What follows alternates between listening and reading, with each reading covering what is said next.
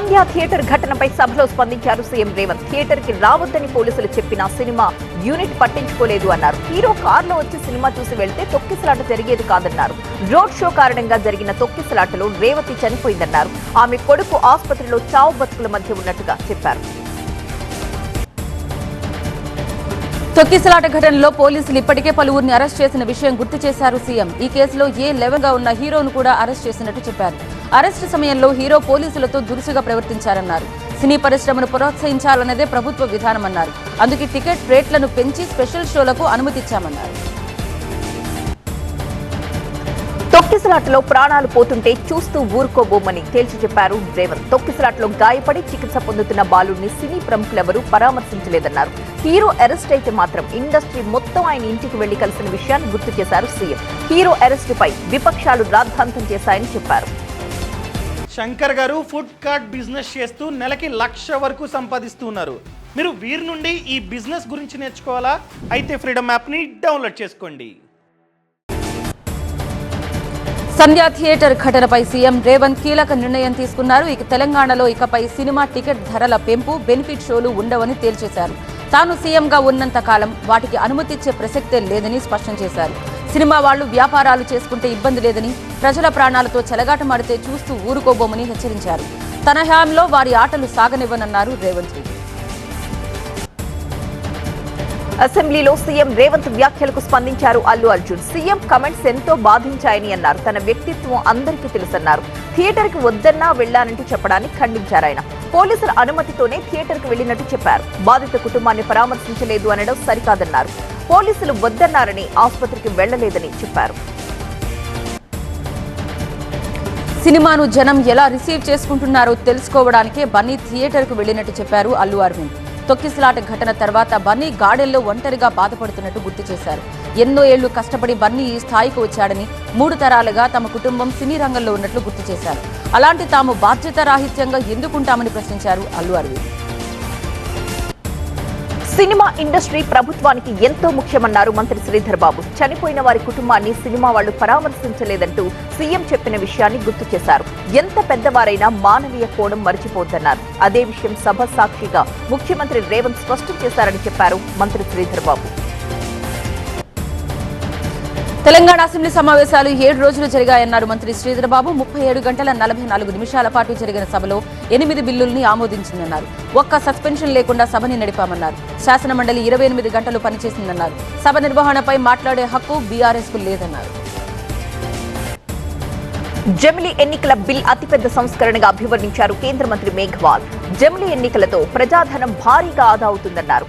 జమిలీ బిల్లును జేపీసీకి పంపించామని అన్నారు. జమిలీ ఎన్నిక నిర్వహణ కోసం కేంద్రం సీరియస్ గా పనిచేస్తోందన్నారు. విశాఖకు అన్ని రవాణా మార్గాలు ఉన్నాయని, ఏపీ ఆర్థిక అభివృద్ధికి విశాఖే కీలకమని అన్నారు. గుంటూరు జిల్లా రెడ్డిపాలెం బాల వికాస్ కేంద్రాన్ని పరిశీలించారు కేంద్ర మంత్రి పెమ్మసాని. కొందరు వైసీపీ నేతలు కేంద్రంలోని చర్చిని పడగొట్టినట్లు ఆరోపించారు. దీనిపై కేసు నమోదు కోసం పోలీసులను ఆదేశించామన్నారు. చర్చి స్థలాన్ని కబ్జా చేసిన వారిపై కఠిన చర్యలు తప్పవన్నారు. వైసీపీ నేతలు మతపరమైన గొడవలు సృష్టిస్తున్నారని ఆరోపించారు.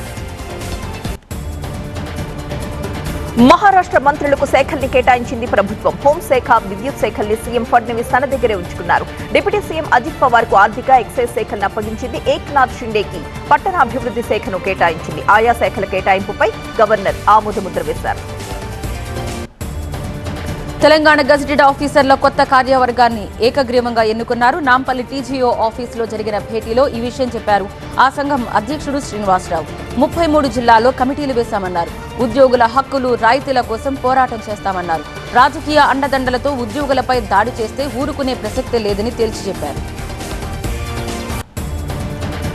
హైదరాబాద్ లో చెరువుల పరిరక్షణ కోసం అండగా ఉంటామని చెప్పారు న్యాయ నిపుణులు. హైదరాబాద్ లో హైడ్రా ఆధ్వర్యంలో జరిగిన సదస్సులో మాట్లాడారు. ప్రభుత్వ స్థలాలు, రహదారులు, పార్కులు కబ్జా కాకుండా కాపాడుతున్న హైడ్రాని అభినందించారు.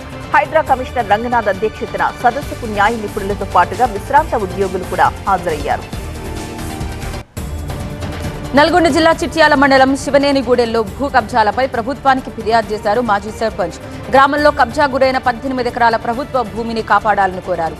గ్రామానికి సంబంధం లేని కొందరు ప్రభుత్వ భూముల్ని ఆక్రమించారని ఆరోపించారు. రెవెన్యూ అధికారులకు ఫిర్యాదు చేసినా పట్టించుకోలేదన్నారు. కోట్లాది రూపాయల విలువైన భూమిని పరిరక్షించాలని ప్రభుత్వాన్ని కోరారు. అల్లూరు జిల్లా కొర్రపతిలో పర్యటించారు AP deputy CM Pawan Kalyan. గ్రామంలోని ప్రాథమిక పాఠశాలని అభివృద్ధి చేస్తామని హామీ ఇచ్చారు. బల్లగురువు సభ ముగించుకుని వెళ్తూ కొర్రపతి పాఠశాలని సందర్శించారు. శిథిలావస్థలో ఉన్న పాఠశాలకు మరమ్మతులు చేసి అందుబాటులోకి తెస్తామన్నారు పవన్. గుంటూరు జిల్లా తాడికొండ రైల్వే లైన్ కోసం భూ సమీకరణ ద్వారా భూములు తీసుకోవాలని కోరారు నిర్వాసితులు. భూసేకరణ చట్టం ద్వారా తీసుకుంటే నష్టపోతామని ప్రభుత్వానికి విన్నవించారు. నంబూరు నుంచి ఎర్రుబాలెం వరకు జరిగిన రైల్వే లైన్ నిర్వాసితుల భేటీలో మాట్లాడారు. నంద్యాల పోలీస్ స్టేషన్ దగ్గర ఘర్షణ జరిగింది. ఫిర్యాదు కోసం వచ్చిన బాధితులపై దాడి జరిగింది. టీడీపీ వారే దాడి చేశారని బాధితులు ఆరోపిస్తున్నారు. పట్టణ శివార్లో అక్రమ మట్టి రవాణాను అడ్డుకునేందుకే తమపై దాడి చేశారని ఆరోపించారు. తమకు న్యాయం చేయాలని కోరుతూ స్టేషన్ ఎదుట బైఠాయించి నిరసన తెలిపారు బాధితులు. ప్రకాశం జిల్లా ఎర్రగొండపాలెం వైసీపీ ఆఫీసులో జగన్ బర్త్డే వేడుక నిర్వహించారు. ఎమ్మెల్యే తాటిపర్తి చంద్రశేఖర్ ఆధ్వర్యంలో కేక్ కట్ చేసి పంచిపెట్టారు. జగన్ హయాంలో దేశ అభివృద్ధిలో ఏపీ కీలక పాత్ర పోషించిందన్నారు. వేడుకల్లో భాగంగా మహిళలకు చీరలు కూడా పంచిపెట్టారు ఎమ్మెల్యే. ఆసుపత్రులకు వెళ్లి రోగులకు పండ్లు పంపిణీ చేశారు. కడప జిల్లా పులివెందుల్లో ఎంపీ పిఏ రాఘవరెడ్డిని విచారించారు పోలీసులు. సోషల్ మీడియా కేసులో ప్రశ్నల వర్షం కురిపించారు. మధ్యాహ్నం 3 గంటల నుంచి రాత్రి 8 గంటల వరకు 5 గంటల పాటు విచారణ కొనసాగింది. వరంగల్ జిల్లా నెక్కొండలో పోలీసులు టాస్క్ ఫోర్స్ సంయుక్తంగా దాడులు చేసింది. అక్రమంగా రవాణా చేస్తున్న భారీ నల్ల బెల్లం, పటిక బస్తాల్ని స్వాధీనం చేసుకున్నాయి. నక్కలగుట్ట తండాకు చెందిన 4గురిని అదుపులోకి తీసుకున్నారు. వారి నుంచి 2 ఫోన్లు సీజ్ చేశారు. రేషన్ బియ్యం అక్రమ రవాణాపై ఉక్కుపాదం మోపాలని సిబ్బందిని ఆదేశించారు ఐజీ సత్యనారాయణ. నల్లగొండ జిల్లా మిర్యాలగూడ రూరల్ పోలీస్ స్టేషన్ సందర్శించి రికార్డులు తనిఖీ చేశారు. నేరాల నియంత్రణకు తీసుకోవాల్సిన చర్యలపై సిబ్బంది సూచనలిచ్చారు. నేరం జరిగిన వెంటనే స్పందించాలన్నారు. ప్రత్యేకించి రేషన్ బియ్యం అక్రమ రవాణాపై ఫోకస్ పెట్టాలని ఆదేశించారు. వైసీపీ అధ్యక్షుడు జగన్ పుట్టినరోజును పురస్కరించుకుని ఎన్టీఆర్ జిల్లా జగ్గయ్యపేట మున్సిపాలిటీ మాజీ చైర్మన్ రాజగోపాల్ రొయ్యల బిర్యానీ పంపిణీ చేశారు. మధ్యాహ్నం 12 గంటలకు భోజనాలు చేసి చెప్తే ఉదయం 10 గంటల నుంచి జనాలు ఆయన ఇంటి ముందు క్యూ కట్టారు. గ్రీన్ ఫీల్డ్ హైవే కారణంగా పొలాలకు వెళ్లేందుకు దారి కోల్పోతున్న తమకు దారి చూపించాలని డిమాండ్ చేస్తూ సత్యసాయి జిల్లా ఓబుల దేవర చెరువు మండలంలోని రైతులు తహసీల్దార్ కార్యాలయం ముందు ఆందోళన చేపట్టారు. తక్షణమే రెవెన్యూ అధికారులు స్పందించి తమ సమస్య పరిష్కరించాలని కోరుతూ తహసీల్దార్కు వినతి పత్రాన్ని అందజేశారు. ప్రకాశం జిల్లాలో దర్శి నియోజకవర్గంలో భూమి స్వల్పంగా కంపించింది. దర్శి, ముండ్లమూరు, తాళ్లూరు, కురిచేడు మండలాల్లో కొన్ని గ్రామాల్లో భూమి 2 సెకండ్ల పాటు కంపించినట్టు గుర్తించారు. స్కూల్ విద్యార్థులు భయంతో బయటకు పరుగులు తీశారు. కువైట్లో ప్రధాని నరేంద్ర మోదీకి ఘన స్వాగతం లభించింది. రకరకాల భారతీయ నృత్య రీతులు ప్రదర్శిస్తూ మోదీని స్వాగతించారు. అమీర్ షేక్ మొషల్ అల్ అహ్మద్ ఆహ్వానంపై మోదీ కువైట్లో పర్యటిస్తున్నారు.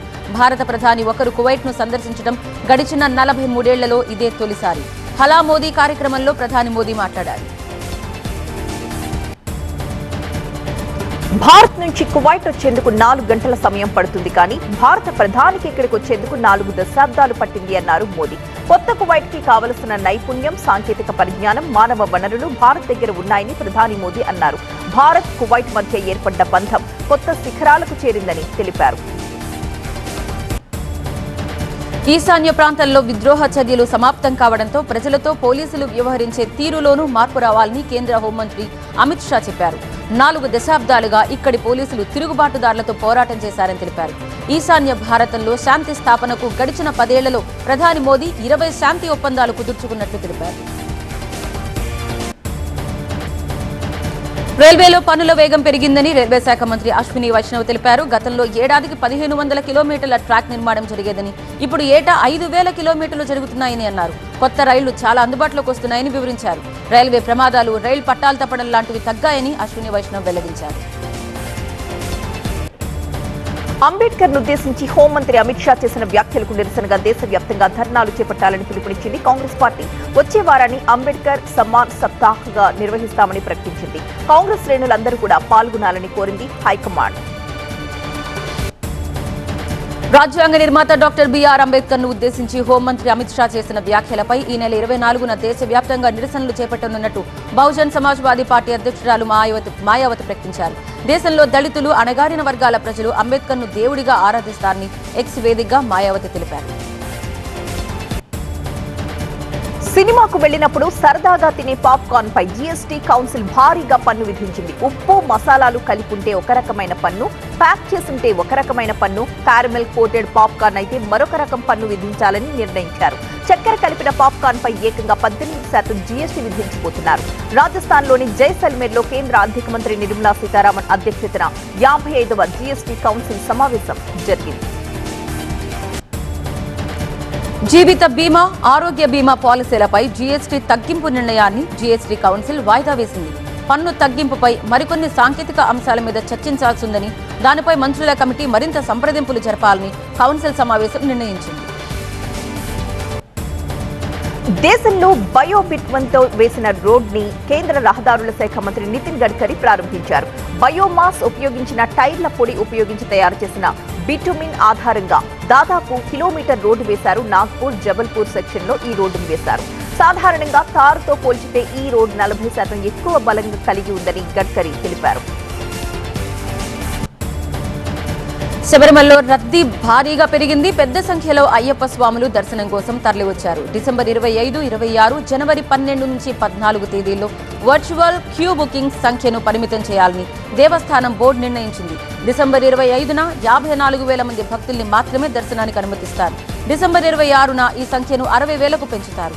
ఈ 2 రోజుల్లో శబరిమలలో విశేష పూజలు జరుగుతాయి. సంక్రాంతి సంబరాలు అప్పుడే గుజరాత్లోని రాజ్కోట్లో మొదలైపోయాయి. మాంజా తయారీతో పాటు పెద్ద సంఖ్యలో రకరకాల ఆకారాల్లో ఉన్న గాలిపటాలు అక్కడి దుకాణాల్లో కనిపిస్తున్నాయి. మరొక వైపు కుంభమేళా జరిగే యూపీలోని ప్రయాగ్రాజ్లో సంగం హారతి నిర్వహించారు. పెద్ద సంఖ్యలో భక్తులు ఈ కార్యక్రమంలో పాల్గొన్నారు. మరి కాసేపట్లో game changer pre release event ప్రారంభం కానుంది. అమెరికాలోని డల్లాస్ లో జరుగుతున్న ఈ వేడుకలో చిత్ర బృందంతో పాటుగా సుకుమార్, బుచ్చిబాబు కూడా పాల్గొంటున్నారు. ఇప్పటికే అమెరికాలోని మెగా అభిమానులు పెద్ద సంఖ్యలో ఈ వేడుక జరిగే ప్రాంగణానికి చేరుకున్నారు. సెన్సేషనల్ డైరెక్టర్ సందీప్ రెడ్డి వంగాపై ప్రశంసలు కురిపించారు శాండిల్వుడ్ స్టార్ రిషబ్ శెట్టి. సందీప్ చాలా కొత్తగా ఆలోచిస్తారన్న రిషబ్ ఆయన సినిమాలో నటించేందుకు ఎప్పుడైనా రెడీ అన్నారు. ప్రస్తుతం కాంతారాకు ప్రీక్వెల్ గా తెరకెక్కుతున్న మూవీ పనుల్లో బిజీగా ఉన్నారు రిషబ్. షారూక్ తనపై దాడి చేశారంటూ జరుగుతున్న ప్రచారంపై 9 ఏళ్ల తరువాత స్పందించారు సింగర్ హనీ సింగ్. అమెరికా టూర్లో ఆయన గాయం నాకు నేనే చేసుకున్నా. షారూక్ కి ఆ వివాదంతో ఎలాంటి సంబంధం లేదు అని చెప్పారు.